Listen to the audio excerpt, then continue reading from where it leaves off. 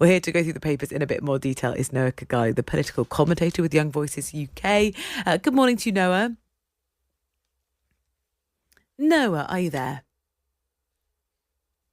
We're struggling to... Oh, good morning, Rosie. You're there. Brilliant. Noah, let's start with this line the Daily Mail have picked up to say more than 1,000 migrants arrived in the UK in small boats on Saturday. However, there does seem to be some sort of energy behind the new appointment of the Home Secretary. What do you think? This is possibly the worst possible start that she could have had, but I do suppose that it means it can only be upwards from here for Shabana Mahmood. Over 1,000 small boat crossings in one day is huge. That does need to be seen in the context of there was 9 or so days beforehand of no crossing. So the government is saying there was built up demand and a lot of people waiting to come across. But it does take it to 30,000 so far this year, which is an absolutely huge number. Understandably, Shabana Mahmood has immediately come out and called it entirely unacceptable and said that there's going to be rapid deportations, hotel closures, and tougher ECHR interpretation, as you would have expected her to say. But that doesn't necessarily mean any of those things are going to work, because that's the kind of language that we have been ultimately hearing for years now. And especially, again, in the context of a French government which may be in collapse today, we might not see the progress on this that Shabana Mahmood and the Labour government will want to see as a marker of her appointment now. Yeah, but we'll be live in Paris just after the news at 5:30 to see exactly the political turmoil there and how, well, the small boats crisis might have fallen down the political priority there a little bit. In terms of sort of policing the culture wars, there's been some interesting comments from the head of the Metropolitan Police, Sir Mark Rowley, who is appealing to the government really to say, stop officers from having to police tweets. What's his plea?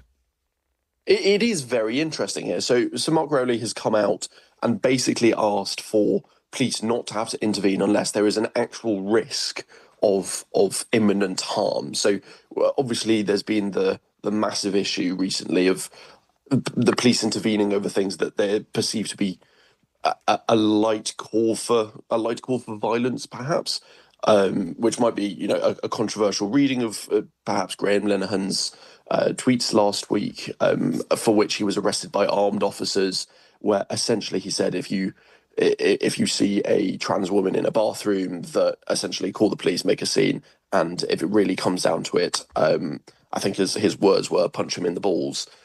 He was then arrested by armed police, sorry, and this has caused this issue to essentially erupt. And Mark Rowley's argument is that probably wasn't an actual imminent threat to anybody, and that the police obviously shouldn't be intervening. And I think he's right on that. And there's been a massive rise over the past year or so in these kind of incidents and in non-crime hate incidents. And the Times picked up last year on a 9-year-old boy being included in one of those non-crime hate incidents for something that he said at school. These things are obviously ridiculous, and we do very much need some common sense here. We talk all the time about who do you hold the responsible? Because I think that the police have been saying, as Mark Rowley said last week as well, sort of appealing to say, look, we're trying to instill the law as has been written. So they feel, he believes, that it was stuck a little bit. Yeah, the police obviously believe that they don't have another option here, which is why they're asking for either a policy clarification or a guidance clarification. So the police obviously believe that it's the lawmakers, and feel that they need that clarification. And it very much seems like they should be given that. Obviously, they seem uncomfortable doing what they're doing at the moment, and the government should work to change that, because I think the vast majority of the country probably find this kind of thing ridiculous. Yeah. Front page of the Times, there's an alarming story about what's happening to our family doctors. 2 GP surgeries are shutting every week. Patients face travelling further to see a doctor, as more than 1,000 practices have closed since 2018. No, we haven't solved this problem of access to the very basic of medical care, seeing your GP. Yeah, it is. Some of the numbers here are really astonishing. So there's about 5 million more patients in the UK since 2018, and obviously fewer GPs and surgeries. So average caseloads are up for each GP now up to 2.2 thousand patients each, which is a huge number, and especially when it comes to primary care, that is one of the biggest things that we can try and tackle that will improve the nation's health and ultimately reduce, hopefully, the spending on bigger healthcare issues in the future. And Rosie, I feel like we talk about this almost every time that I come on. The NHS is in a really difficult state, and we need fundamental reform, not just tinkering around the edges. We have to look to successful healthcare models internationally and learn from them, rather than just persisting with a model that is quite obviously to everyone completely broken. Well, there has been a bit of a shift, hasn't there, under Wes Streeting and the new Labour government to focus our attention on preventing people getting ill in the first place, as well as then treating them. Yes, absolutely, but ultimately it's still the same system. You can try around the edges as much as you'd like, but until we acknowledge that we need probably a European style, a hybrid healthcare system, we are going to keep facing these issues because You mean the one government. that we'd pay for as well as for your taxes? Yeah, as a mixed system that can still be free at the point of use and support the most vulnerable, etc. So you retain all of those protections, but just ensure that it is funded and run in a different way that actually works. This is so. The debate goes on about how we fund the National Health Service, and well, we'll get more indication of that a little bit later in the year with the budget, and we look at exactly where all that government spending is going and how it's paid for. Businesses have had huge frustration in the last year or so, basically in the response to the last budget and the rises in national insurance that they had to pay, minimum wage increases as well. The Times is reporting that businesses are going to launch a sort of fresh push to try and water down what was looming, and it had been spearheaded by Angela Rayner, who of course has now departed as her role in this capacity, the Labour's workers' rights law. Tell us how this was going to change things and why businesses are unhappy. So a couple of the main impacts of this were going to be essentially Labour cracking down on 0 hours contracts, which was something that they had spoken about a lot whilst they were in opposition, and essentially guaranteeing hours for workers. Obviously, this was met with a lot of criticism from businesses, but also people that did enjoy the flexibility that those 0 hour contracts could have given you, say students, people working in and around studies, or younger people. And also there was impacts on fire and rehire, etc.